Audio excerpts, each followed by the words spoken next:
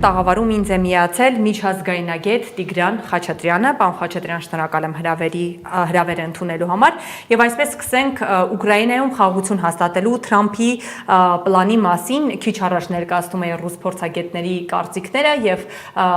ամենամեղմ գնահատականն այն է, որ վաղաժամ է հիմա որևէ կարծիք հայտնել, արդյոք այդ պլանը իրագործելի է թե ոչ։ Կիսում եք այս կարծիքը, թե ամեն դեպքում կարծում եք, որ Թրամփի պլանը հենց այն է, ինչ պետք է Ուկրաինային, ու նաև խնդրեմ անդրադառնաք, արդյոք այս պլանը ձեռնտու է Մոսկվային, թե ոչ։ Ողջույն, շնորհակալ եմ հրավերի համար։ Հարկ է նշել, որ մամուլում է հրապարակվել այդ պլանը, կազմված 28 կետից, որի առանցքային դրույթները կարելի ասել Մոսկվայի հիմնական պահանջների բավարարումն էր, եւ դա մեծ դժգոհություն է առաջացրել Եվրամիությունում, այնտեղ չկա կոմպրոմիս, տպավորություն էր, որ ԱՄՆ-ն Ռուսաստանի հետ սեպարատ փորձում է խնդրին վերջնական լուծում տալ, որովհետև Թրամփի խոստումներից էր շատ արագ կոնֆլիկտը լուծել, եթե ինքը լիներ նախագահ, կոնֆլիկտ չլինի։ Դա մի իդեա ֆիքս է Թրամփի համար, որ ցանկանում է հասնել, եւ այդտեղ եվրոպացիներին հատկապես բարկացրել էր, որ օրինակ կետերից մեկը, որ Ռուսաստանի $100 միլիարդ ակտիվները կողվեն Ուկրաինայի վերականգնմանը, դրա 50%-ը ԱՄՆ-ին որպես բոնուս։ Եվրոպացիները հենց ավելի շատ դրա վրա են ջղայնացել, կոպիտ ասած, որ Եվրոպայի կարծիքը հաշվի չի առնվում, գումարած տարածքների զիջումը դե ֆակտո ճանաչա ռուսական եւ այսպես շարունակ։ Առաջին արձագանքը Ռուսաստանի եղել է դրական, որ պատրաստ են այս բանը հիմքի վրա բանակցություններ վարել, այնպես չէ, որ այնտեղ բոլոր կետերը Մոսկվային ձեռնտու են, որովհետև հաստատվում է ստատուս քվո, անվտանգության երաշխիքների հարցը անորոշ է, ՆԱՏՕ-ին անդամակցությունը ճիշտ է, համարվում է, որ Ուկրաինան պետք է հրաժարվի, դա էլ է եվրոպացիների մոտ դժգոհություն առաջացրել։ Մեծ հաշվով սա Թրամփի արագացված քայլն է սառեցնել խնդիրը, փորձել լուծումներ գտնել, բայց թե Ուկրաինայում, թե Եվրոպայում կա դժգոհություն։ Դժվար է ասել այս պահին, թե վերջնական արդյունքը ինչ կլինի, մամուլում նույնպես հրապարակվեց, որ 28 կետից հասցրել են 19,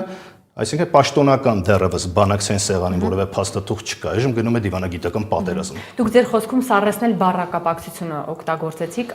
ինչու սառեցնել եւ ոչ թե այդ խնդիրը լուծել։ Հնարավոր է այս շրջանում, այս փուլում այդ խնդիրը լուծել։ Ռուսաստանը կգնա այդ քալին սառեցնելու տարբերակով, թե ոչ, թե նրան պարզապես ձեռնտու չէ։ Չէ՞ որ պատերազմը սկսել է ինչ որ պատճառաբանություններ ներկայացնելով, հենց այնպես տեղը պարզապես չի կարող կանգնեցնել այդ գործողությունները ռազմական։ Քանի որ կետերում նշված չի հստակ ճանաչում Ռուսաստանի, հա, Դոնբասը, Ղրիմը եւ այլն, ասում է դե ֆակտո ճանաչում, իսկ մյուս Զապորոժիեի եւ Խերսոնի տարածքները որպես դելիմիտացիոն գոտի։ Այսինքն Ռուսաստանի սահմանադրությամբ դրանք իր տարածքներն են, այսինքն այնպես չէ, որ դե յուրե դրանք ճանաչվում են։ Բնականաբար Ռուսաստանին դա շահեկան չէ, բայց այս պահին հակամարտությունը կանգնեցնել տակ եւ փորձել բանակցություններով խնդիրը լուծել, դա գուցե Մոսկվայի համար լինի ցանկալի, որովհետեւ հիմնական ուղղություններով, հատկապես կապված այն հիմնական պահանջը Ռուսաստանին ինչ դրան հանգստացնում, որ Ուկրաինան կմտնի ՆԱՏՕ, ՆԱՏՕ-ն կընդլայնվի, կստեղծվի իր համար անվտանգության խնդիրներ եւ այսօր եվրոպացիները պահանջում են Թրամփից, որ անգամ եթե այս պլանի որոշ դրույթներ կատարվի, պետք է ֆրանսիական, բրիտանական եւ ուշագրավն ինչ է, թուրքական զորքերը լինեն Ուկրաինայում տեղակայվեն, ինչը Ռուսաստանում որոշ պաշտոնյաների կողմից արձագանք է եղել, որ դա կառուցողական առաջարկ չէ։ Այսինքն մենք տեսնում ենք, որ անգամ եթե սառեցվի, բայց ՆԱՏՕ-ական զորքերը ոչ ՆԱՏՕ-ի անվան տակ, բայց փաստացի տեղակայվեն այն գոտում, որը դեռևս Ռուսաստանի համար անվտանգության սպառնալիք է, բնականաբար Մոսկվայի համար դա շահեկան չէ։ Այստեղ է խնդիրը, տպավորություն է, որ ռուսական առաջխաղացումը կանգնեցնելու մի փորձ է սա կրկին, որովհետև սա միշտ այդպես է լինում, գիտեք։ Երբ ռուսական զորքերը հաջողության են հասնում, տպավորությունը, որ խնդիրը դրված շուտ կանգնեցնել, դիվանագիտորեն փորձել կրկին բանակցություններ սկսել, մինչև պերեգրուպիրովկա հայերեն ասած, ռուսերեն ասած, բանը վերախմբագրվել, որպեսզի շարունակեն տեսնել, թե վերջնարդյունքում ինչ կարող է լինել։ Այս բանը գնում է ընդհանրապես դիվանագիտական պատերազմ, բայց շատ զգուշորեն ես կարող եմ ասել, որ տպավորություն է, որ ԱՄՆ-ի եւ Ռուսաստանի միջև սեպարատ գործընթաց է, որպեսզի ճնշում գործադրեն Եվրոպային եւ Ուկրաինային գնալ ճնշումների։ Ես ուզում էի հստակ Եվրոպայից խոսել, որովհետեւ այս օրերին տարբեր մեկնաբանություններ կան տարբեր երկրներից ու տպավորություն է, թե նույնիսկ այդ կառույցում մեկ ընդհանրական կարծիք չկա այս Թրամփի խաղաղության պլանի վերաբերյալ։ Եվրոպան, Եվրամիությունը իրենք կճանաչեն Ուկրաինայի պարտությունը, թե հնարավոր է նաև բախման գնան Ռուսաստանի հետ։ Ինձ մոտ տպավորություն է, որ ԱՄՆ-ում հասկանում են, որ Ուկրաինան Թրամփի եւ օրինակ Հունգարիայի ղեկավարի միջոց զրույց եղավ, այնտեղ հարց ուղեց ուղիղ Հունգարիայի ղեկավարին, թե Ուկրաինան շանս ունի հաղթելու, ասեց հրաշքներ կարող են լինել։ Այսինքն ԱՄՆ-ում կարծես թե հասկանում են, որ պատերազմով Ռուսաստանի պարտություն մատնել հնարավոր չէ այս պարագայում եւ գուցե արդեն խնդիրը դրված ամբողջ մնացած Ուկրաինան պահպանել, որովհետեւ եթե Ուկրաինան կկորցնի նոր տարածքներ, սահմանը գծվի Կիևով, Օդեսայով, դժվար թե այդքան Ուկրաինան այլևս հետաքրքիր է ՆԱՏՕ-ին կամ Եվրամիությանը։ Այսօր վտանգված է դա եւ պատերազմի հետագա շարունակումը խնդիր է ստեղծում։ Այդ առումով դեռևս պատերազմը շարունակվում է։ Մենք տեսնում ենք, որ հարվածներ եղան Ռոստովի ուղղությամբ, պատասխան հարվածներ եղան Կիևի ուղղությամբ, դիվանագիտական եւ մարտի դաշտում պատերազմը շարունակվում է։ Եվրոպացիները կշարունակեն իրենց աջակցությունը ամեն ջանք խնայել, որ գուցե այս պլանը, այսպես ձևակերպեմ, չիրագործվի կամ չիրագործվի գոնե այնպես, որ օրինակ սրանով չնայած անհնար է դա պատկերացնել, բայց Ուկրաինայի պարտությունը ճանաչվի։ Ամեն կերպ կփորձեն նրան հասնել, որ այդ պարտությունը չճանաչվի։ Փորձում են հնարավորինս մաքսիմալ այնպես անել, որ Ուկրաինան դեմքը պահվի, իրենց դեմքը պահվի, բայց ճանաչելու առումով հենց դա է խնդիրը, որ Միացյալ Նահանգները լինելով ավելի հեռու ռեգիոնից եւ ըստ էության դեմ չլինելով Ռուսաստանի հետ կոպիտ ասած կիսելու ուկրաինական տորթը, եվրոպացիները հենց իրենց կոպիտ ասած քթի տակ է այդ հակամարտությունը, նրանք ունեն վախեր, որ եթե ընդունեն Ուկրաինայի պարտությունը, Ռուսաստանը կարող է ախորժակը մեծացնել, հա, այսինքն աշխարհակարգ նոր սահմանվի, որով ուժով խնդիրների լուծումը կդառնա նորմալ, իսկ այդ առումով Եվրոպան չունի այն ուժը առանց ԱՄՆ-ի աջակցության, որ կարող է ուժային սցենարով իր խնդիրները լուծել։ Այսինքն ուղիղ սպառնալիք են տեսնում դեպի Եվրամիություն։ Բնականաբար իրենք սպառնալիք են տեսնում, դա նաև այն զոհերի գինը, հա, այդքան աջակցություն, այդքան միլիարդավոր ծախսեր եւ ըստ էության տոտալ ձախողում կլինի։ Անկամ եթե նրանք դա տեսնում են, նրանք չեն ցանկանում դա ընդունել եւ ուկրաինական ժողովրդի արյան գնով փորձում են հասնել առավելագույնին ինչ կարող է ԱՄՆ-ի աջակցությամբ, բայց ԱՄՆ-ն ցույց է տալիս, որ անվերջ չի կարող ծախսել, անվերջ չի կարող պաշտպանել Ուկրաինային եվրոպացիների այդ կմահաճույքների համար։ Զելենսկու հայտարարություններից ինչ տպավորություններ ունեք։ Զելենսկին ցույց տվեց անկեղծորեն, որ կանգնած է փակող առջև կամ պետք է ընդունի այդ առաջարկը կամ կորցնելու է դաշնակից ԱՄՆ-ին, արդյոք Եվրոպան մինչև վերջ կարող է կանոնել եւ անձամբ պատերազմել Ռուսաստանի դեմ այդքան էլ այդպես չէ, ինչպես տեսնում ենք, բայց փորձել է եվրոպացիների միջոցով հասնել, ինչպես նշեցի, մամուլում տարածվեց, որ 28 կետից հասցրել են 19 կետի, այսինքն սպասում են ԱՄՆ-ի արձագանքին, տեսնեն ԱՄՆ-ն ինչ կանի։ ԱՄՆ-ն սկզբունքորեն կարող է դեմ չլինել, եթե Ռուսաստանը գնա զիջումների, այսինքն ԱՄՆ-ի համար կրկնում եմ կարևորը Թրամփի համար պատերազմը կանգնեցնելն է։ Բայց Ռուսաստանը ցույց տվեց, որ թեև 28 կետերով պատրաստ է բանակցությունների, բայց կրճատված տարբերակով, հատկապես եթե եվրոպական զինված ուժեր պետք է տեղակայվեն, իր համար անընդունելի է։ Հենց դրա համար է Սթիվ Ուիթքոֆին ուղարկում Մոսկվա Դոնալդ Թրամփը։ Հավանաբար փորձում են տեսնել Ռուսաստանը մինչև որտեղ կարող է գնալ զիջումների, բայց փորձը ցույց է տալիս, որ սա դիվանագիտական կարճ ինչ որ մի դադար է լինում նոր ռազմական գործողություններից առաջ ռուսները կարծես թե այնքան էլ չեն վստահում այս առաջարկություններին, բայց երևի թե պատրաստ են Թրամփի հետ որոշակի լուծումներ գտնել ճնշումներ գործադրելու Եվրոպայի վրա, որպեսզի չպահանջեն անիրատեսական այն ամենը, ինչ եղել է, այսինքն մինչև դա կար շանսեր։ Եթե հիշենք պատմությունը ղրիմներ սկզբում, Դոնբասը Ռուսաստանը նույնիսկ չէր ցանկանում ինչ-որ իրեն միացնել, հա, պահանջում էր ինքնավարություն, ռուսների, ռուսալեզու բնակչության իրավունքների պաշտպանություն, բայց բանը հասավ մինչև Օդեսա։ Կրկին գնալ այդ ճանապարհով ստիպել Ռուսաստանին ավելի հարձակվել, այսինքն կրկին իմիտացիա ստեղծել բանակցությունների, Ռուսաստանը փաստորեն այս առումով ԱՄՆ-ի հետ կարող է գնալ իրոք սեպարատ համաձայնությունների։ Պարոն Խաչատրյան, վերջին օրերին թուրքական կողմի նախաձեռնողականությունն է բավականին ակտիվ, 2 օր առաջ էլ Վլադիմիր Պուտինի հետ էր Էրդողանը զրույց ունեցել, ինչու է Էրդողանը շահագրգռված այս հարցում անընդհատ թուրքական հարթակը առաջ տանելու, ինչ է ուզում այս հակամարտությունից ստանալ Էրդողանը։ Ուկրաինական պատերազմից առաջ, ինչպես տեսանք, մեր տարածաշրջանում նաև Արցախի խնդրում Թուրքիայի ձեռքերը բացվեցին, Ադրբեջանի ձեռքերը բացվեցին, նրանք Փաստացի լցրեցին այն վակուում անվտանգային, որ կա, Ռուսաստանը զբաղված էր եւ ըստ էության արդեն Թրամփի ուղի կոչվածով փորձում են Կենտրոնական Ասիան կապել Թուրքիայի հետ եւ լուծել այդ աշխարհակահական խնդիրը։ Այստեղ Թուրքիայի դերը դառնում է կենտրոնական։ Որքան Ռուսաստանը թույլ է, Թուրքիան այնքան շահում է այս ռեգիոնում, ձեռքերը ազատվում են։ Նա միաժամանակ նա չի ցանկանում Ռուսաստանը գնալ ուղիղ առճակատման եւ ինչպես տեսնում ենք, այս լարերի վրա խաղալով իր համար կորզում է մաքսիմալ զիջումներ, որ կարող է ստանալ թե Ամերիկայի Միացյալ Նահանգներից, Կենտրոնական Ասիա դուրս գալու համար, թե Ռուսաստանից, որպեսզի չխանգարի իրեն։ Դա է Թուրքիայի մոտիվացիան եւ օգտագործելով թե Ադրբեջանին, թե նաեւ Ուկրաինային այս խաղում, չմոռանանք, որ Սևծովը եւ Ռուսաստանը փաստորեն սահմանակից են իրար, եթե Վրաստանը Սևծովով կապվում է Եվրոպայի հետ, այստեղ Թուրքիան նույնպես անհանգստանալու բան ունի, որովհետև եթե Սևծովը Ռուսաստան ամբողջությամբ վերահսկի, Թուրքիայի տրանզիտ դերը որոշ չափով եւ վերահսկողությունը հարավի նկատմամբ Ռուսաստանի կարող է թուլանալ։ Այստեղ Թուրքիան խաղում է իր ավանդական դարերով ձևավորված խաղը, խաղում է երկու լարերի վրա բավական հաջող։ Պարոն Խաչատրյան, գիտեք, այս տեղեկատվական դարում այս տեղեկությունները երբ լցվում են, օրերս անդադ նույնիսկ իմ հարազատները այդ հարցը տալիս էին, որ ուկրաինական պատերազմը կանգնեցվում է, այսինքն լուրերն այնքան շատ են, որ մարդկանց մոտ միանգամից այդ ասոցիացիան գալիս է, որ պատերազմը ուր է կկանգնի։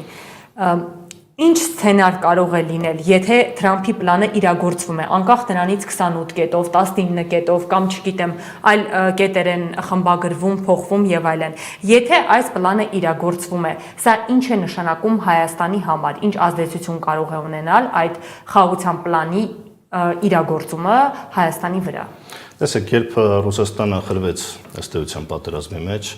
մենք տեսանք հետևանքը։ Սա միայն ուկրաինական կոնֆլիկտ չէ, դա պետք է հասկանալ, սա գլոբալ անվտանգային ճարտարապետությունը փոխելու եւ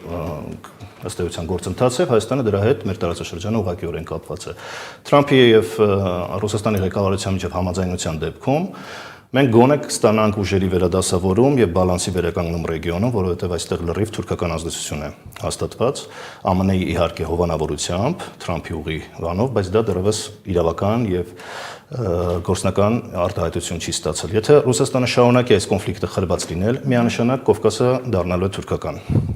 Եվ ԱՄՆ-ի եւ Ռուսաստանի կոմպրոմիսը միշտ մեզ շահեկան է եղել, հակամարտությունը բերել է կորուստներին, նույն 90-ականներին, երբ ըստ էության Ռուսաստանը արևմուտքի հետ այլևս խնդիրներ առճակատում չուներ, մենք հաջողություններ ունեցանք այս տարածաշրջանում, թե Ռուսաստանից, թե ԱՄՆ-ից մենք ունենք աջակցություն։ Եվ սփյուռքն էր միասնական։ Երբ չկա ԱՄՆ-ի եւ Ռուսաստանի միջև կոնֆլիկտ, մեր սփյուռքը ավելի միասնական է լինում եւ այդ աջակցությունը լինում է, կարելի ասել, տոտալ։ Հակամարտության դեպքում մենք կորուստներ ենք ունենում, դա ուղղակի այսպես տրամաբանական շղթա է։ Մեզ համար ցանկալի կլինի, որպեսզի ռուս-ամերիկյան կոմպրոմիս լինի եւ արժանացությունը կանգնվի։ Դա մեր տարածաշրջանում մեզ էլ հնարավորություն կտա ուժերի բալանսի վերականգնում ունենալ, Ռուսաստանը ավելի ակտիվորեն կներգրավի այստեղ եւ Թուրքիայի ախորժակը, ինչպես տեսնում ենք, միակ զսպող գործոնն այստեղ Ռուսաստանն է։ Մենք չենք տեսնում ոչ Եվրոպայի զսպումը Թուրքիայի նկատմամբ եւ Ամերիկայի Միացյալ Նահանգների հովանավորությունը մեզ անվտանգային երաշխիքներ չի տվել։ Նրանք ուղղակիորեն դա ոչ ռազմական, ոչ էլ այլ բաղադրիչներով չեն խոստանում։ Մինչդեռ մենք տեսնում ենք, որ մեր իշխանությունները դիվերսիֆիկացիայի մասին են խոսում, թե տնտեսության, թե արտաքին քաղաքականության, հիմա բայց կանք արտաքին քաղաքականությանը երկու ասպեկտով՝ հայ-թուրքական հարաբերությունների կարգավորման գործընթաց եւ հայ-ադրբեջանական հարաբերությունների կարգավորման գործընթաց։ Փաշինյանը վերջերս Օրբելի կենտրոնում մի քննարկման ժամանակ հայտարարում էր, որ Հայաստանն ու Թուրքիան ճիշտ ուղու վրա են,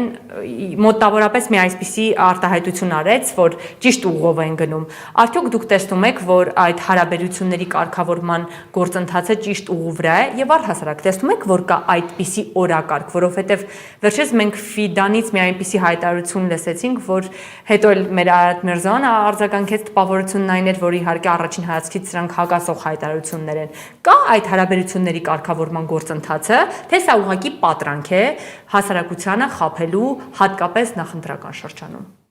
Տեսեք, հարաբերությունների կարգավորում հնարավոր է տոտալ կապիտուլյացիայով էլ։ Այսինքն մենք ինչ ենք ուզում, մենք ինչ ենք հասկանում հարաբերությունների կարգավորում ասելով։ Թուրքիայի պահանջն է,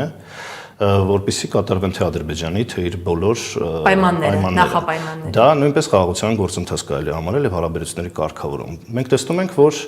այն ժամանակ, երբ կար պահանջ Երբ Թուրքիան փակեց սահմանը, երբ որ Քարվաճառի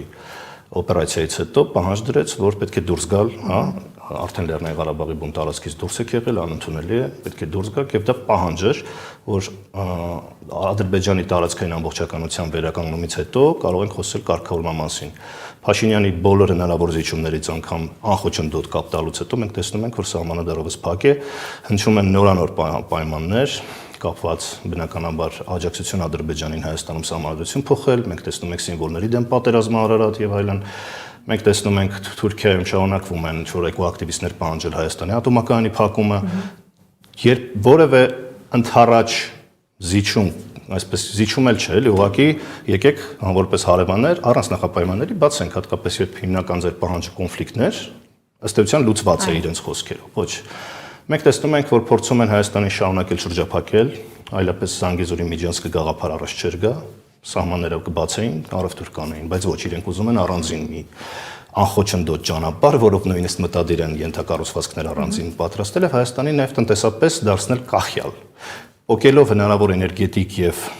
անվտանգային այն համակարգից ավանդական, որում Հայաստանը կար եւ որում Հայաստանը 30 տարի շարունակ վատից լավից կարողանում էր իր անվտանգությունն ապահովել, այսօր անորոշություն է։ Եվ այս առումով ես հայ-թուրքական հարաբերությունների կարգավորում տեսնում եմ բացառապես Հայաստանի կախյալություն, վասալություն, իրենց եթե պայմանները բավարարվեն Թուրքիայից, քան արժանապատիվ հարևաններ իրար հետ խաղաղություն։ Ես չեմ տեսնում ագրեսիվ այդ թշնամական քաղաքականության փոփոխություն կամ մեղմացում։ Նույնը նաև Ադրբեջանի պարագայում, այսինքն այն փաշինյանական այն թեզերը, որ խաղաղություն է հաստատվել եւ այլն, այդ ամենին թերահավատորեն ենք մոտենում։ Մենք ձևակերպումների խնդիրը մենք ինչ ենք հասկանում խաղաղություն ասելուց։ Խաղաղությունը ադրբեջանական պատկերացմամբ այլ է։ Մեր պատկերացմամբ իհարկե ժողովրդի, ոչ թե Փաշինյանի պատկերացմամբ դա կարող է համընկնել Ադրբեջանի պատկերացումների հետ։ Չէ, այնինչ տեսնում ենք Ալիևի ամենօրյա խոսույթում, կոշտ խոսույթում, տարածքային նկրտումներով խոսույթում, պարզապես դրան հնարավոր չէ հավատալ, որ այն կողմը ուզում է մեզ հետ խաղաղություն կնքել։ Նրանք չեն կրկնում այս սխալը, որ կրկնել է Հայաստանը, արել է Հայաստանը, երբ 94 թվականի հրադադարից հետո մենք գնացինք զիջումների տրամաբանությամբ, եկեք զիջումներով հարցը, ոչ նրանք պահանջում են ավելին, որ նույնիսկ մենք մեր մտքի ծայրով Արցախի մասին չմտածենք, մտածենք անգամ Սյունիքի եւ Երևանի Էջմիածնի Ղազիաթեն, չէ, բացել, իրենց թեմն են բացել արդեն Էջմիածնում եւ պահանջում են 300,000 ադրբեջանցին, որ գա, իրանք նաեւ իրենց կրոնական կենտրոն ունենան Էջմիածնում, այսինքն ի՞նչն է այստեղ խնդիրը։ Մենք տեսնում ենք, որ Կենտրոնական Ասիան Թուրքիայի հետ կապելու գործընթացում Ադրբեջանը կենտրոնական դեր է խաղում, միակն է, որով կարող է դա անցնել, Իրանը բլոկավորում է, Ռուսաստանը բլոկավորում է։ Տեսնելով Արևմուտքի ջերմեռանդությունը ամեն կերպ փորձելու փոկել Կենտրոնական Ասիան եւ դրա կենտրոնական դերը Թուրքիան է կատարում, այդ մասին օրերս Ատլանտյան խորհրդում քննարկումներ եղան, ես հետևում էի քննարկումներին Վաշինգտոնում, այո, նրանք ցանկանում են Թուրքիայի առաջնորդությամբ ռեգիոնը առանձնացնել եւ փոկել եւ Հայաստանին կապում են ոչ թե եվրոպական Վրաստանի հետ ընդհանրենք Եվրամիության անդամակցության տրամաբանության մեջ, այլ Կենտրոնական Ասիայի մաս, որպես թուրքական աշխարհի մաս։ Նրանք ցանկալի են համարում Տաջիկստանի եւ Հայաստանի անդամակցությունը թուրքական պետությունների կազմակերպությանը։ Ադրբեջանը հասկանալով, որ ինքը իր տարածքով դա պետք է մաքսիմալ Հայաստանին փորձում է ճնշումներով կորզել ավելին։ Եվ այստեղ խաղաղություն չկա, եւ հույս ունենանք, որ գոնե գլոբալ այդ անվտանգության ճարտարապետությունը այնպես կկառուցվի, որ բալանսը վերականգնվի մեր ռեգիոնում եւ առանց Ռուսաստանի, Իրանի որոշակի վերադասավորումների դա անհնար է։ Մենք տեսնում ենք Թուրքիայի դոմինանտությունը։